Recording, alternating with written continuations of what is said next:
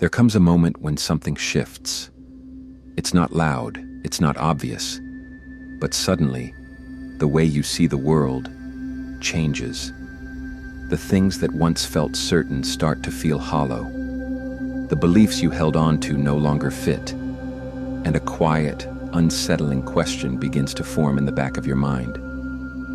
Is this really all there is?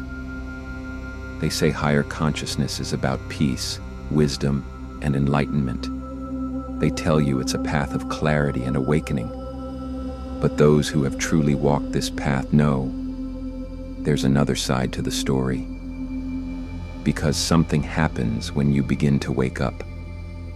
The world you once knew starts to dissolve. The thoughts you once trusted turn against you. The self you've spent years building. It starts to slip through your fingers, and that's where most people turn back. Not because they don't want to awaken, but because they were never warned about what true higher consciousness demands. The illusions it shatters, the identity it strips away, the cost of seeing beyond the veil. This is the part no one talks about. But if you're ready to hear it, if you're ready to understand why most never reach true awakening, keep watching. Because what you're about to discover may change the way you see everything. They tell you that higher consciousness is about peace, about love, about stepping into the light and never looking back. But those who have truly awakened will tell you a different story. Because higher consciousness doesn't just elevate you, it breaks you first. Carl Jung warned us, enlightenment is not about imagining figures of light, but making the darkness conscious. And yet, most people believe that awakening is a gentle ascension, when in reality it often feels like destruction. The person you thought you were, gone. The beliefs that gave you comfort, shattered. The illusions that made life simple, stripped away one by one. This is the truth no one talks about.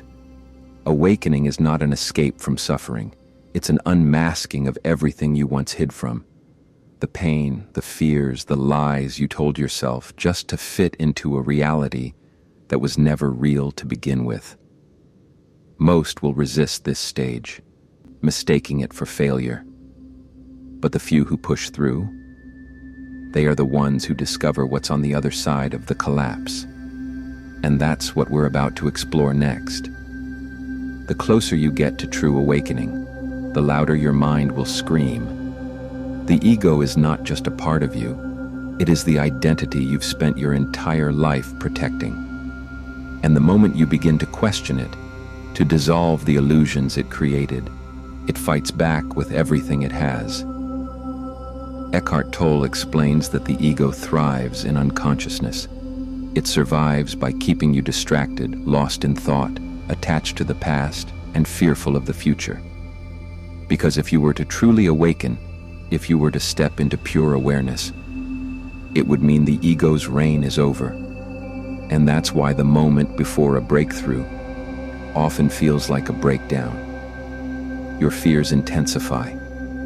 Your doubts get louder. The temptation to retreat into comfort, to numb yourself with distractions, becomes almost unbearable. But this is not a sign that you're failing. This is proof that you're close. Most turn back at this stage, mistaking resistance for a warning. But those who understand what's really happening, they push through. And that is when everything changes. Because beyond this battle is freedom. No one warns you about this part of awakening. The deeper your awareness expands, the more detached you become from the world you once knew. Conversations feel empty. Entertainment seems shallow. The people around you no longer see you the same way. And slowly, you realize you don't relate to them either. Many describe this as the spiritual loneliness that follows awakening. You start questioning everything, social structures, relationships, even your own past desires. The illusions you once believed in, success, validation, material gain, lose their grip on you. And for a moment you wonder, was this worth it? Some even wish they could go back to the comfort of ignorance, back to the simplicity of not questioning. But can they? The truth is, once you wake up, you can't go back. You can only go forward. The real challenge is not resisting this transformation, but learning how to integrate it.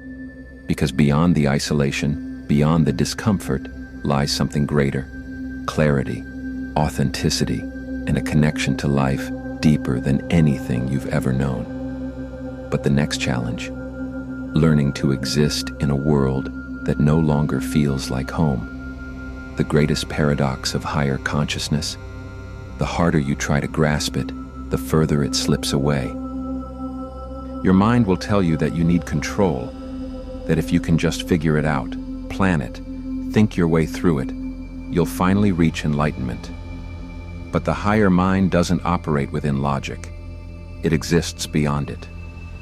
Michael Singer teaches that true awakening begins not when you gain control, but when you release it.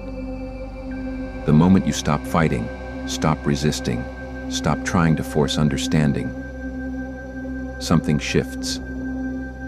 Instead of chasing the answers, you become the space where the answers arrive. But surrender is terrifying.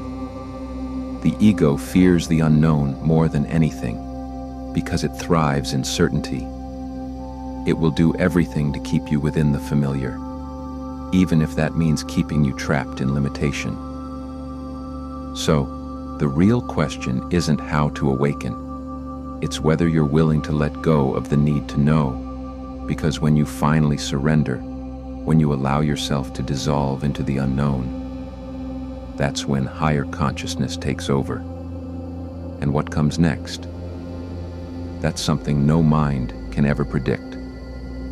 Higher consciousness is not a destination. It's not a peak moment of enlightenment that you reach and remain in forever. The real shift isn't about getting there, it's about learning to stay there. Many experience glimpses of expanded awareness, moments where everything feels clear, connected, and transcendent. But then, life pulls them back. Old habits resurface. The ego reclaims control. They chase the next breakthrough, never realizing that true consciousness isn't found in the highs, it's stabilized in the everyday. The key? Integration. Instead of searching for fleeting spiritual experiences, you become the awareness that observes them. Meditation, mindfulness, and presence stop being practices and start being your natural state. And then, the paradox reveals itself. Once you truly awaken, you stop seeking awakening. The mind no longer grasps for something more, because it sees that it was never missing anything to begin with. This is the final shift. When higher consciousness is no longer something you chase, but something you are. Not everyone is meant to reach higher consciousness, not because they can't, but because most aren't willing to face what it truly requires. Awakening demands more than curiosity. It demands surrender. It demands the courage to see beyond illusion and let go of everything that isn't real. Now, you stand at a crossroads. You've glimpsed the truth. You've seen what higher consciousness truly is. Not an escape, but a confrontation with everything you've avoided. The question is, what will you do with this knowledge? Will you continue seeking, chasing the next idea, the next revelation? Or will you finally become? Because in the end, higher consciousness isn't found in the next video, the next book, or the next teacher. It's found in the one place most fear to look, within. So the choice is yours. Will you step forward, or will you turn back?